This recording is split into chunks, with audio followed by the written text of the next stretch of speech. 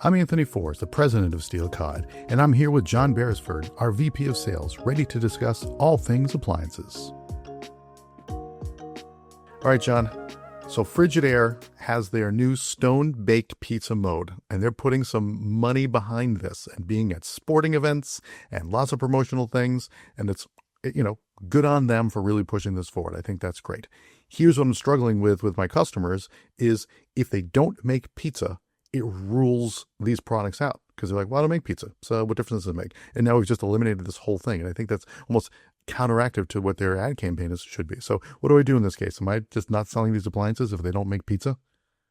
No, it's a great point because this is a huge misconception that's out there, right? The moment that you say pizza mode, what happens there is you're forcing a customer at that point to decide if they care, right? And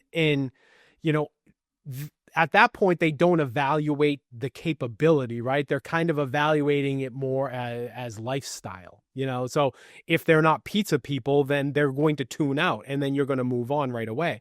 And that's the mistake, right? Pizza isn't the feature here, right? Pizza is really, think of it as like it's the most recognizable application of high heat cooking. Right? So that's why it's marketed the way that it is. But this mode is delivering temperature capability that really, in most other brands, especially in its direct competition, doesn't exist. But where it does exist is at significantly higher price tiers. And because it's affordable here, people are probably going to underestimate this. So I actually love that they pitched it as pizza, but you do have to take time to call out the fact that it can go, it's well over 750 degrees. And, that's the part that we really have to drive home with this. So pizzas in the marketing, I get it, but you cannot frame this out as pizza specifically. All right. So that said, then the next question, so we're talking to a customer, I don't make pizza. What other sort of qualifying things am I asking? Well, do you make this? What other things should I be really thinking about for this sort of high heat cooking? Yeah. That's the irony there, right?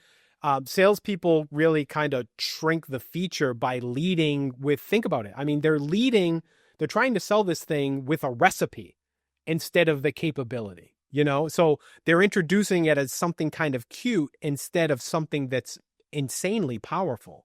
So when you lead with pizza and you pigeonhole this thing into pizza, you're kind of capping the imagination of what this thing can actually do, So when you think about high heat cooking, what can't you do with that, right? There isn't a single thing in a recipe book at 700 or 750 degrees that you couldn't do.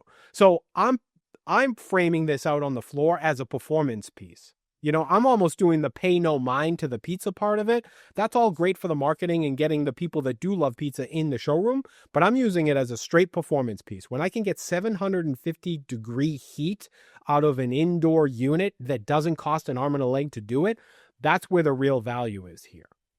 So this is great. And I completely agree with you on this. I'm the type of person that I like, give me some examples. So I get that you don't want to pigeonhole them because obviously pizza, if they don't make pizza, is going to pigeonhole them. But what are some other examples of things that they should be like, oh, wait, I might cook that, or I do cook that.